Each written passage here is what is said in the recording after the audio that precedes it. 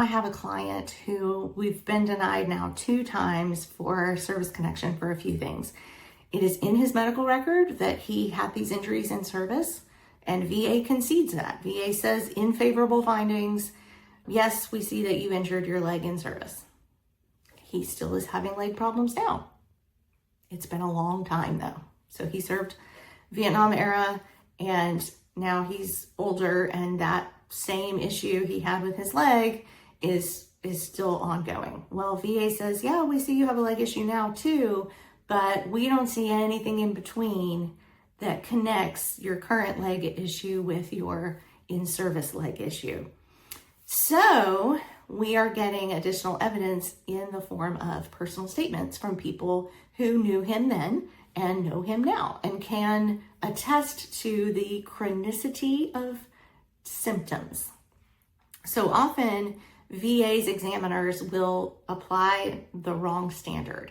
I've seen this many times where they say in their medical opinion, when they say not service connected, they will say there is no chronicity of care, meaning we don't have doctor's appointments from the last 30 years or 50 years. So we can't prove that you've been getting treatment all this time for this issue. So it's not likely that it's service connected.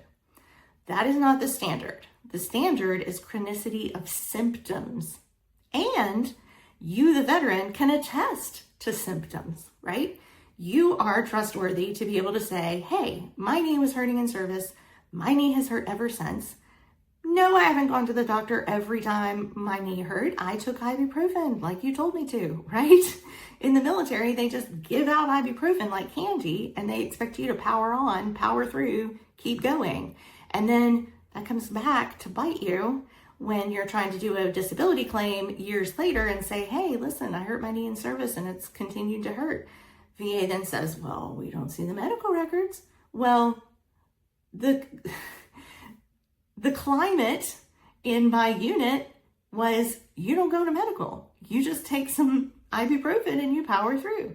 So that is something that can be communicated in a personal statement, or if you're still in communication with people you served with, buddy statement.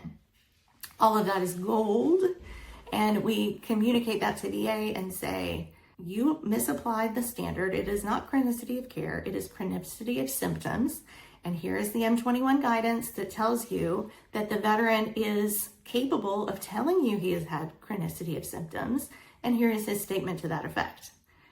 Now tell us it's service connected. So that's just an example of the kind of work that I do and the kind of evidence that sometimes you need to help VA connect the dots. I have said multiple times to multiple clients, what I do is just a really high stakes game of connect the dots. Yeah, that's how it feels sometimes anyway. All right, well, thank you so much for coming and watching these videos. If you enjoyed it, please pass it along to another veteran who could help. If you know this information could help one of your veteran friends, please pass it along. That is the greatest compliment to me, and sharing is caring.